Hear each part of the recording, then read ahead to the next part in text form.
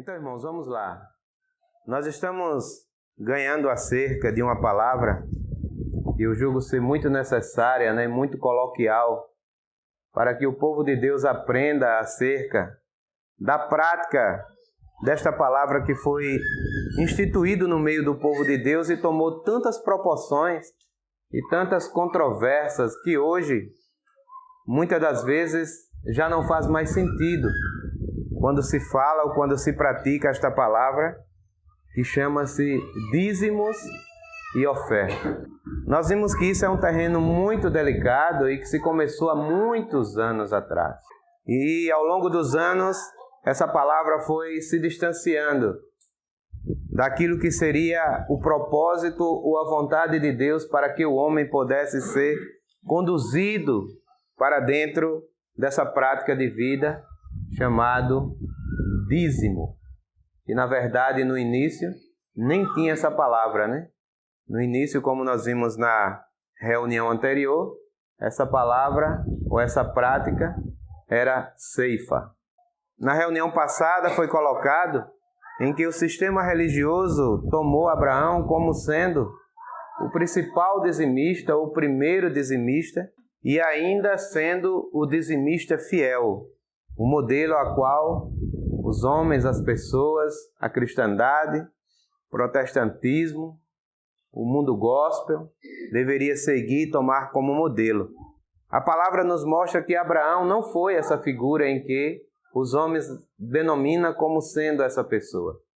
Abraão foi um homem em que dizimou apenas uma vez e ele não dizimou daquilo que seria as dízimas da terra, Como o fruto da terra, como o fruto das árvores, E também como sendo o fruto dos seus bens.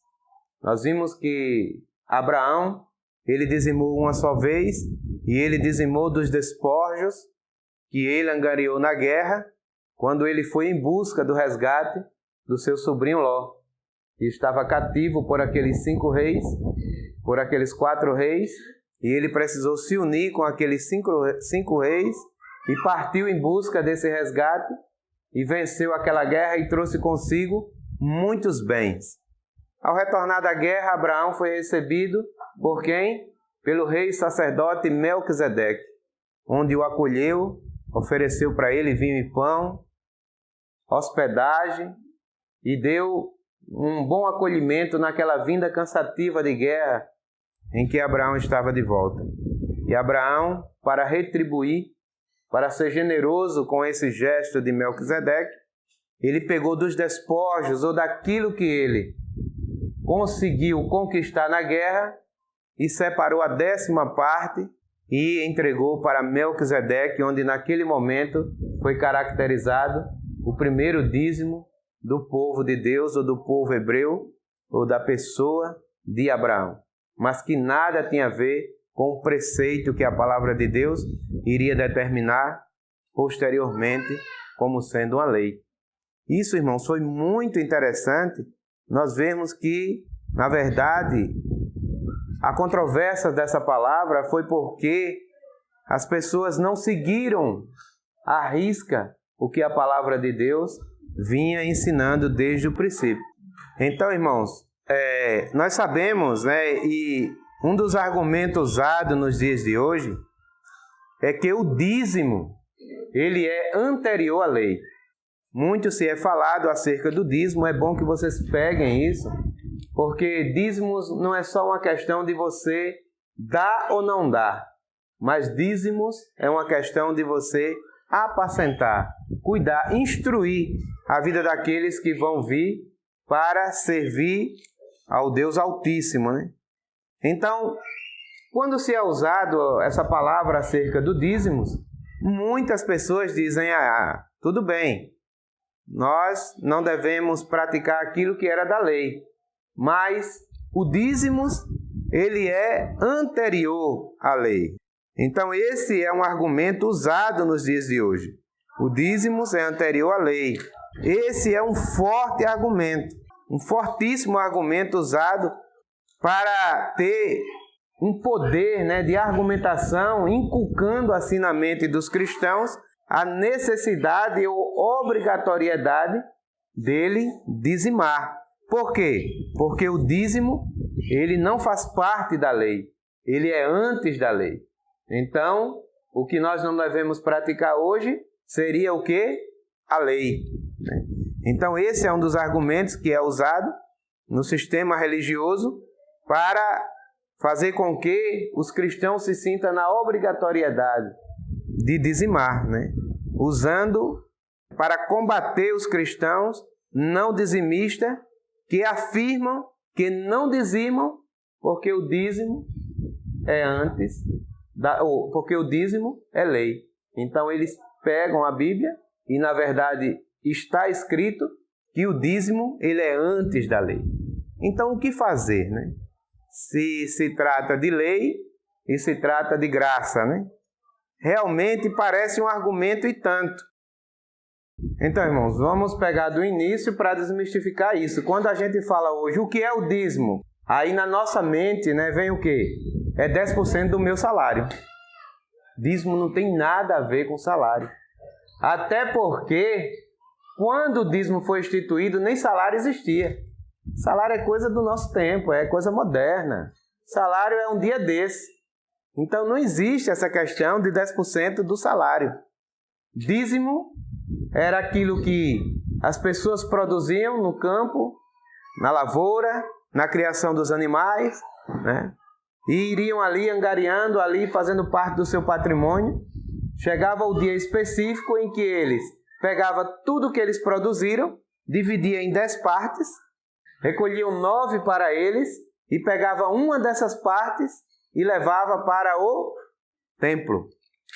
E isso servia para quê? Como isso, né, frisou que foi da reunião passada, manutenção, né, da chamada casa de Deus, né? Então, o dízimo, aqui ainda, nós estamos ainda lá no início, ainda era algo que servia ou que era tirado apenas daquilo que a terra produzia. Eu dei os textos, né? Deuteronômio, Levítico, Gênesis. Aí vocês leiam lá e vocês vão ver claramente o que era o dízimo e para que servia o dízimo. Então, nada de salário. Vamos começar a limpar a nossa mente desde já. Não só é a irmã Maria que pensa assim não, viu? Quando fala em dízimo, todos nós, ou quase todos nós, associamos a esse famoso 10% do salário. Né? Então, vamos limpando isso, né? Passando aquele produto lá da NBC para limpar isso que foi impregnado na nossa mente, né?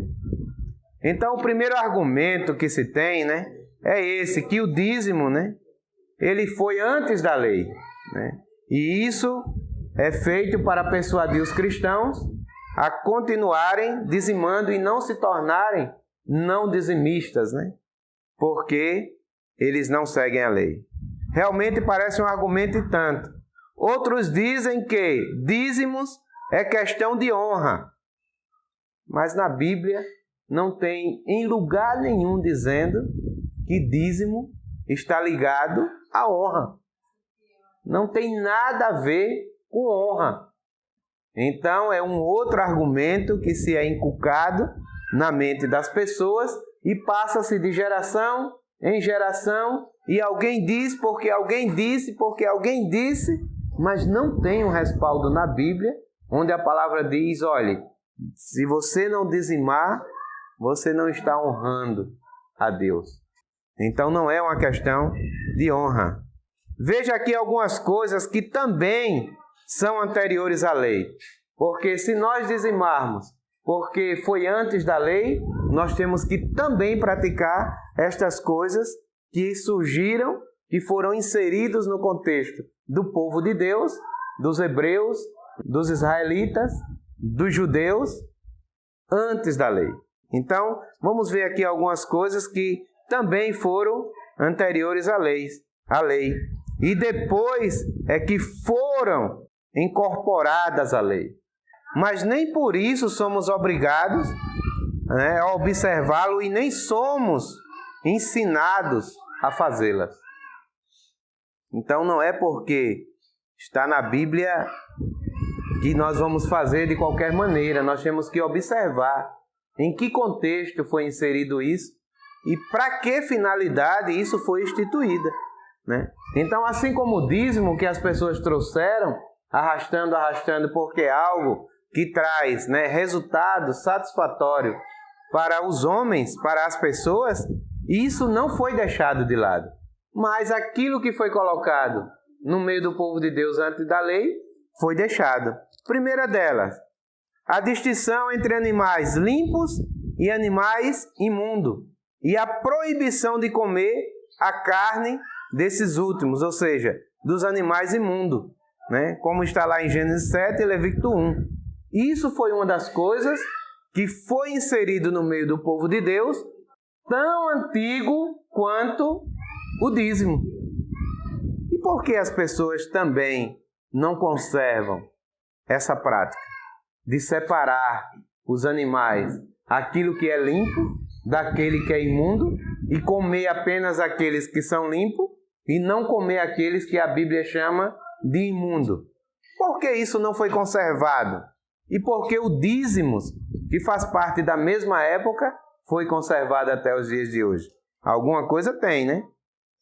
Então, isso está contido lá em Gênesis 7, né? É bom que os irmãos peguem esse capítulo, né, e leiam para poder ter um respaldo dentro da palavra de Deus. Nós não vamos fazer isso, porque isso vai tomar muito tempo e a gente vai andar muito vagarosamente, né? Mas anotem aí, né, Gênesis 7, para que você leia e faça esse comparativo da separação dos animais que foi dado antes da lei. Segunda coisa, que também foi inserido no meio do povo de Deus antes da lei. A circuncisão foi dado antes da lei. E agora? Vamos circuncidar ou não vamos circuncidar, né? Isso está lá em Gênesis 17, em Gênesis 21 e em Josué 5. Fala tudo sobre a questão da circuncisão. E isso foi dado muito antes da lei, na mesma época em que foi estabelecido também o dízimos. Então, para participar da Páscoa, né, ou da ceia, só poderia homem circuncidado. O macho era circuncidado ao 8º dia de vida. Ia lá e circuncidava para que ele, quando se tornasse adulto, ele pudesse participar da Páscoa ou da ceia. Tudo isso foi feito ou foi inserido antes da lei. Então veja que não é uma questão de que nós devemos dizimar ou não dizimar, porque foi antes da lei. Se fosse para fazer isso, nós teríamos que também praticar estas coisas. Então vem a pergunta, né? Os cristãos hoje são circuncidados? Não? E por que dizima? Precisamos estar com essas respostas em alerta, né? Porque nós vamos caminhar muito e lá na frente, aí nós vamos poder conciliar. Alguém ainda pode responder, né? Mas Paulo falou da circuncisão espiritual, né? Paulo circuncidou Timóteo, outra questão que vamos ver lá na frente, né? Circuncisão espiritual, nós somos circuncidados espiritualmente e tal. Então, se é assim, e o dízimo? E o templo?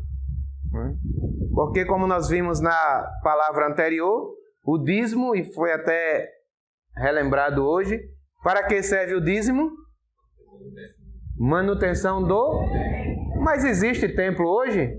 Não. Não existe templo. O templo hoje somos nós. Então, se não existe templo, para que o dízimo?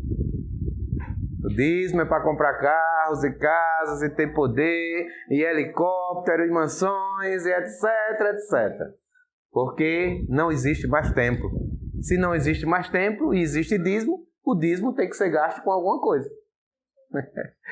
Então, amados, nós precisamos entender o que a palavra de Deus fala claramente. A Bíblia diz: errais, porque não examinais as Escrituras.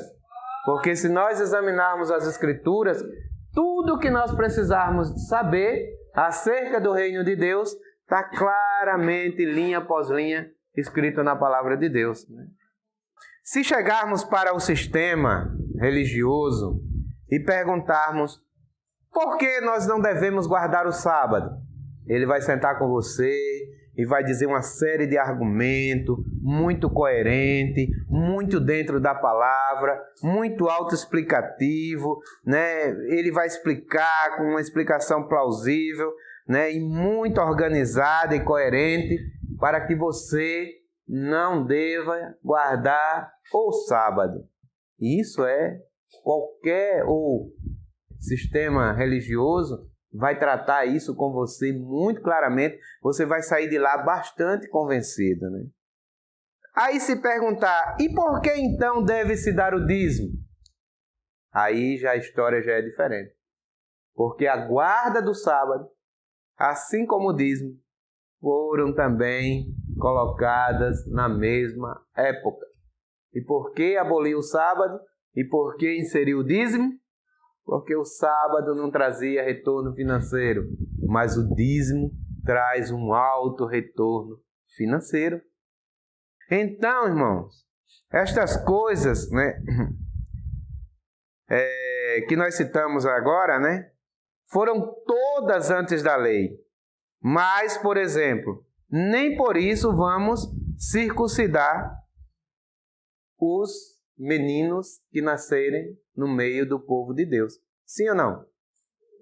Então, se não vamos circuncidar as criancinhas, então por que vamos dizimar e ainda ensiná-los a dizimar? Não é interessante isso, irmãos? Parece loucura, né?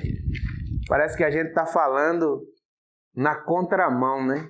Enquanto tem tanta gente aí buscando palavra para incentivar as pessoas a dar o tudo, nós estamos falando a própria verdade que está inserida na palavra de Deus. Isso parece uma loucura. Aí alguém vai dizer, é porque nós somos gentio, nós não somos judeus. E porque se não somos judeus, nós não precisamos circuncidar. Mas sabemos que quando o gentio foi inserido para dentro do povo de Deus, ele precisava ser tão obediente quanto o judeu. Porque não existe mais judeu, nem grego, nem bárbaro, nem civilizado, nem escravo ou livre. Cristo é tudo em todos. Ele trouxe para o princípio da igualdade. Então, tudo que era para o judeu fazer, é necessário que o gentio faça, dentro agora da nova aliança, né? O sacrifício, né, de animais foi antes da lei. E por que não sacrificamos mais animais? Só salvou o dízimo? Por quê? Só elegeram o dízimo? Tantas coisas, irmãos, né? O sacrifício de animais era uma prática muito forte e foi muito antes da lei. Gênesis 15, Êxodo 20, Êxodo 24, Levítico 1. Depois os irmãos leem e vão entender. Quarta coisa que foi inserida antes da lei, a consagração dos animais e dos primogênitos dos homens a Deus. Muito antes da lei. Por que ninguém consagra mais? Alguns até ainda têm essa prática, né? Vou apresentar o meu bebê para o Senhor. Isso, irmãos, é fora da vida, viu? Não existe essa questão de apresentar bebê. Então, se isso era feito antes da lei e na lei, e nós não fazemos mais hoje, por que dizimamos? Irmãos, preste atenção, porque senão nós vamos estar praticando uma coisa que está na Bíblia, mas não está na vida. Nós vamos praticar uma coisa que é bíblico, mas não é cristão. Nós temos que praticar aquilo que é cristão e que é vida. Sexta coisa, a celebração anual da Páscoa foi dada antes da lei. Por que não se celebra mais a Páscoa, né? Com exceção do catolicismo que ainda tem, né, esse ritual, né? Mas dentro dos preceitos do Novo Testamento não se celebra mais a Páscoa, né? E essa Páscoa agora é a ceia, né, do Senhor. Então, por que aboliu isso e continuou com o dízimo? Sétima coisa, a guarda do sétimo dia foi dada antes da lei. Gênesis 2. Quem aqui guarda o sábado? Então, se você não guarda o sábado, por que você dizima com tanta alegria? Ainda tem mais aquela musicazinha, né? Quem dá com alegria nunca falta terá, nunca falta terá, né? E isso é para ser feito com oferta. Quando a gente chegar lá, a gente vai ver. Mas dízimo? Não. Aí você pode concordar, né, com tudo isso, porque está muito claro na Bíblia, né, na palavra de Deus. Mas vinha uma forte objeção em seu coração. Mas o dízimo também não está no Novo Testamento? Então, como entender? Pois, né, está inserido no contexto de Evangelho. Fica complicado, né? A gente viu a questão do Velho Testamento, está bem claro, sim ou não? Né? Agora vamos misturar um pouquinho, mexer com sua cabeça, com seu coração aí, e você vai dizer, mas também não está no Novo Testamento? Não está dentro de um contexto de Evangelho? Então, como eu vou saber se isso é certo ou errado? Você pode até se perguntar, né? Nada disso, nada disso. O problema está na falsa divisão do Novo Testamento, do Velho Testamento para o Novo Testamento. Foi essa dúvida que a irmã Maria teve, né? Quando ela leu aquele contexto que foi sacrificado ali 2 rolinhas, uma pomba e tal, né? Por aquela criança que nasceu, né? Por quê? Porque ali, mesmo estando escrito no chamado Novo Testamento, a situação ali ainda era Velho Testamento. Ainda era Velho Testamento. Então, essa falsa divisão do Velho Testamento para o Novo Testamento, naquelas famosas páginas brancas, entre Malaquias e Mateus, depois vamos ver, irmãos, um artigo específico sobre essa divisão do Velho Testamento para o Novo Testamento. Aquilo é um mistério que parece que ninguém sabe explicar. Aí quando alguém pergunta, e por que essas 4 folhinhas em branco? Aí as pessoas dizem, aí foi 400 anos que Deus ficou em silêncio. Aí ficou essas páginas brancas aí, ninguém sabe o que é. Nada disso. O Velho Testamento não encerrou em Malaquias e começou no capítulo 1, versículo 1 de Mateus. Nada disso. Nós vamos ver isso depois, né? Mas para você ter um pouco de clareza, leia Hebreus capítulo 9 todo. Aí já vai dar uma boa clareada. Mas na verdade, irmãos, o Novo Testamento, ele começou onde? Na cruz. Na cruz do Calvário, quando Jesus gritou, Tetelestai, né? Está consumado, toda a dívida está paga.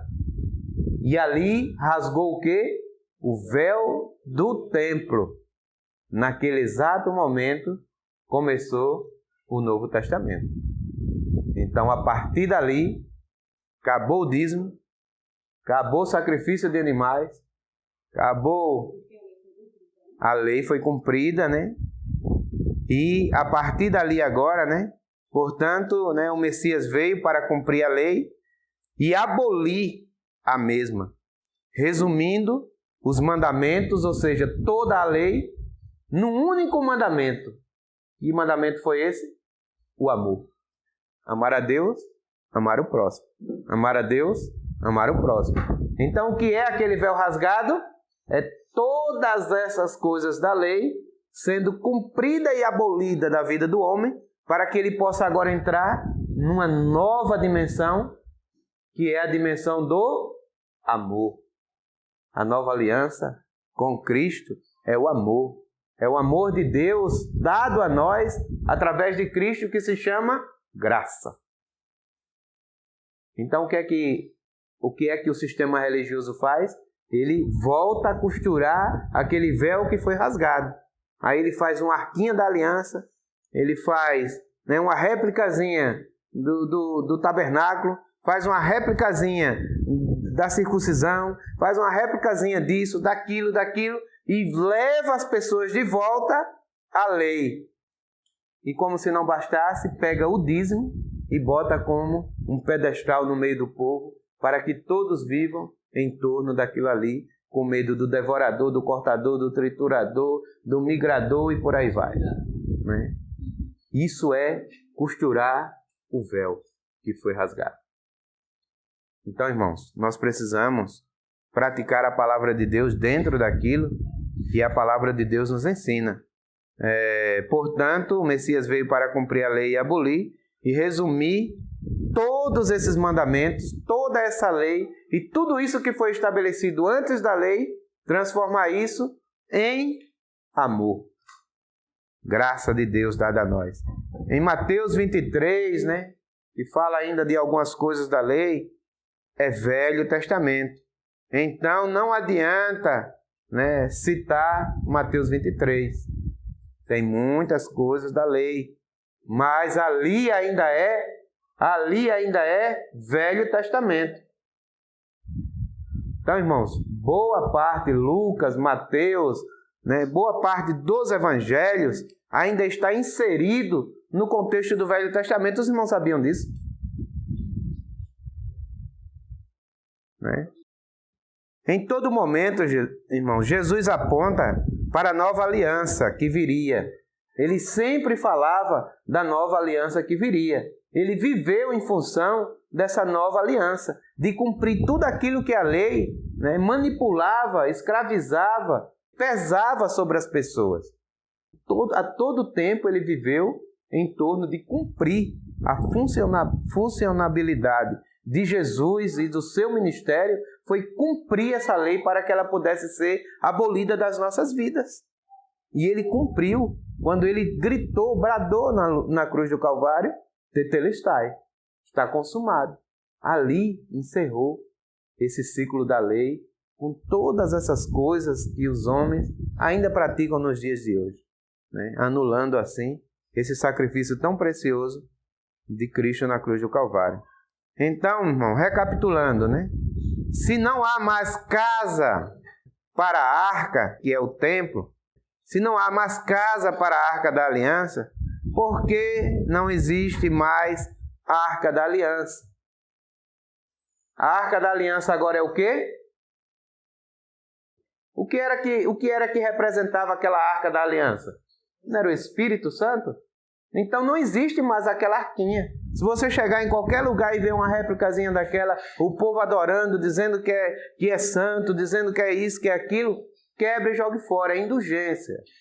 Aquela arca da aliança era uma realidade no Velho Testamento. No Novo Testamento ela é o quê? O Espírito Santo. Né? E agora, esse Espírito Santo, ele habita onde? Templos de carne em nós. Então, se não existe mais a casa que guardava a arca, porque não existe mais a arca, logo não existe o dinheiro para a manutenção dessa casa, como sendo o dízimos.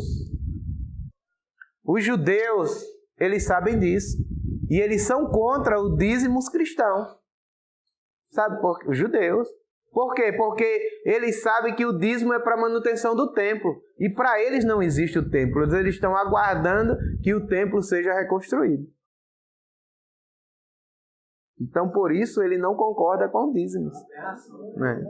É verdade. Porque ele sabe que o dízimos é para a manutenção da casa, né? Então, se não existe ainda essa casa, se não existe ainda esse templo, com certeza não tem por que ter o dízimos que vai sustentar, manter esse templo.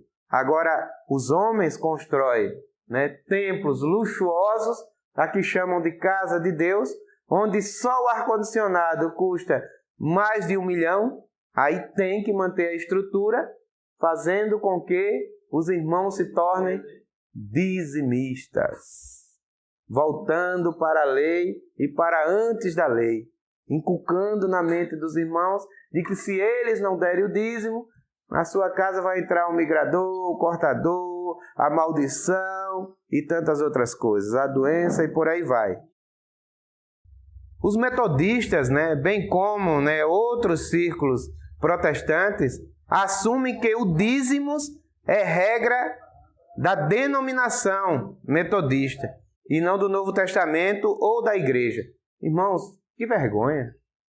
Como é que pessoas que estão distantes da iluminação, da revelação da palavra, já tiveram a consciência disso, né? E a igreja ainda pratica isso. Não pode, irmãos. Não deve. Os metodistas, eles já ganharam isso. E quando eles ganharam isso, eles não quiseram perder a estrutura, porque é uma denominação muito antiga, muito grande, muito forte, né? Predominante em muitos lugares. Então, o que foi que eles fizeram? Eles disseram, não, realmente não tem base na Bíblia, no Novo Testamento, para que se dê o dízimo. Então, isso vai se tornar uma doutrina, uma regra meramente da igreja metodista. Então, nós vamos dizer que a igreja metodista, para você ser um metodista, você tem que dar o dízimo. Pelo menos eles estão sendo sinceros. Não é assim? O catecismo católico, né? Temos o Davidson aqui que ainda anda no meio cristão católico, né? O catecismo católico e o Vaticano deixa bem claro que não há prova neotestamentária, ou seja, no Novo Testamento, para o dízimo, e que isso é voluntário e é para manutenção da estrutura católica. Então você vê, o catolicismo em si, o catecismo que já ensina as práticas doutrinas católicas, assim como o Vaticano, né, eles já chegaram à conclusão e já ensinam que não há prova no Novo Testamento para que as pessoas, né, dê o dízimo. Então você vê, irmãos, né, a gente às vezes julga, né, o catolicismo tão inferior, né, na palavra, no conhecimento, ou isso e aquilo, ou nas práticas por algumas coisas, mas ele já tem a clareza de que o dízimo ele não é obrigatório, ou seja, ele não tem base no Novo Testamento. Ele é meramente voluntário, que aí já não é dízimo, a partir do momento que se torna voluntário não é dízimos, é uma oferta, e que isso serve para a manutenção da estrutura católica. Muito embora que o dízimos, ou seja, a oferta, né, ela não tem essa finalidade, mas eles têm a clareza de que realmente o dízimo não tem base no Novo Testamento. Isso, irmãos, às vezes é uma vergonha, né? Para o mundo gospel, para os pentecostais, os neopentecostais, que insistem na cobrança equivocada do dízimos.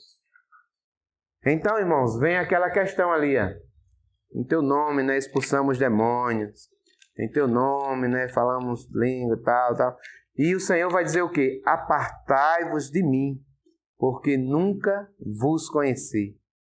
A quem, irmão, se refere essa voz? Quem ouvirá essa voz?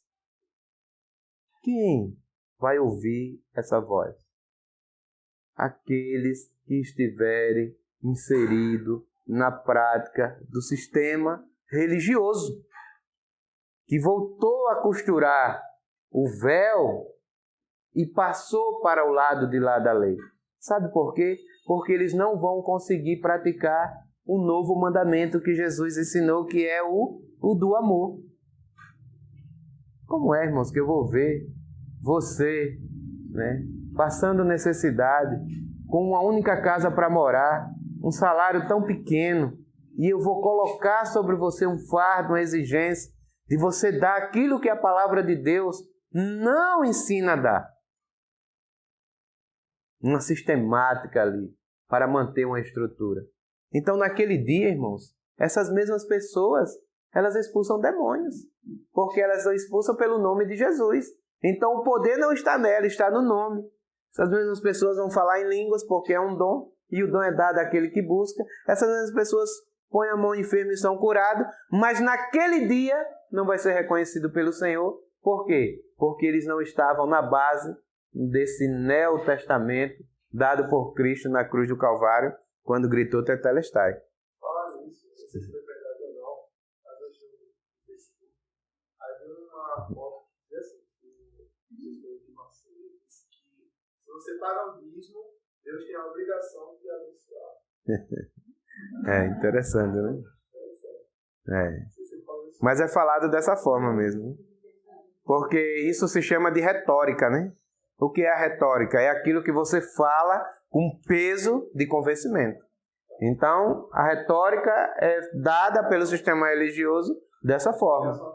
É verdade. Então, você vê que muitas pessoas já cresceram, né? Já leram, já estão mais instruídos. Então, aquela frasezinha de que se você não der para que seja, né, as portas do céu sejam abertas, tal, já não funciona muito. Então, agora ele traz uma nova retórica, né? Ele agora já coloca Deus contra a parede e diz, se você, né, coloca uma faca, né, no pescoço, se você der, ele é obrigado a lhe dar também. O dízimo nunca teve essa finalidade de abrir porta de bênção para ninguém. O dízimo sempre foi para a manutenção do templo, para cuidar das pessoas. Não foi para que ninguém compre uma casa nova, um carro novo, emprego, celular e por aí vai, né? Então a gente vê que está muito desvirtuado o caminho, né, da cristandade dos dias de hoje. Então, irmãos, o sistema religioso, né, que ao invés de viver no Santo dos Santos, né, quando o véu foi rasgado, ele deu acesso para que nós estivéssemos agora onde? No Santo dos Santos, na presença de Deus, né, na parousia, ali, né, desfrutando da vida do Espírito, né. Então, o sistema que ao invés de fazer isso, né, no Santo dos Santos, ainda estão correndo atrás de Mamon, cobrando dízimo para manter as fortes estruturas. Luxos, né?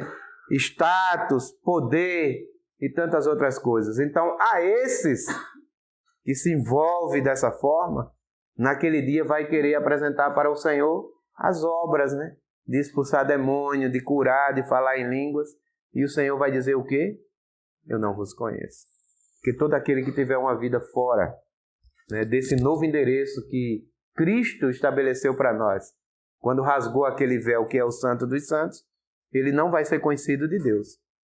Porque o que vale não são as obras, mas o que vale é a nossa presença, a nossa vida de comunhão e relacionamento com o Pai. E isso só acontece onde?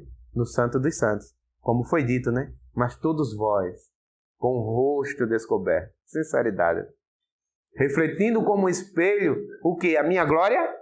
Os carros que eu tenho? Os aviões, as lanchas?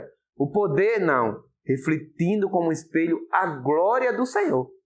Então o que é que nós temos que refletir para o mundo? A glória do Senhor. Aí nós somos transformados de glória em glória, na mesma imagem, essa imagem agora é a imagem do Filho, né, como pelo Senhor. Então esse foi o endereço que o Senhor, ele manteve para nós. A distinção, né, entre animais limpos e animais impuros, né, também é falado no Novo Testamento. Eu vou encerrar aqui, estou dando só uma pauta para o que nós vamos falar na próxima reunião. Vamos falar sobre essa distinção de animais limpos e animais impuros. Vamos falar sobre a circuncisão e sacrifícios de animais, né, que está contido ainda no chamado Novo Testamento, escrito, mas que não é Novo Testamento e sim Velho Testamento. Então vamos encerrar para não dar uma carga de informação, né, além daquilo que a nossa mente possa absorver, para que nós venhamos entender essa palavra passo a passo e ficar assim, bem claro, para que possamos começar desde já a praticar aquilo que o Senhor tem para nos ensinar. Então, irmãos, eu espero que, né, nós tenhamos ganho nessa palavra hoje e que ela possa crescer a cada dia conforme o Senhor vai nos revelando. Amém. Jesus é o Senhor.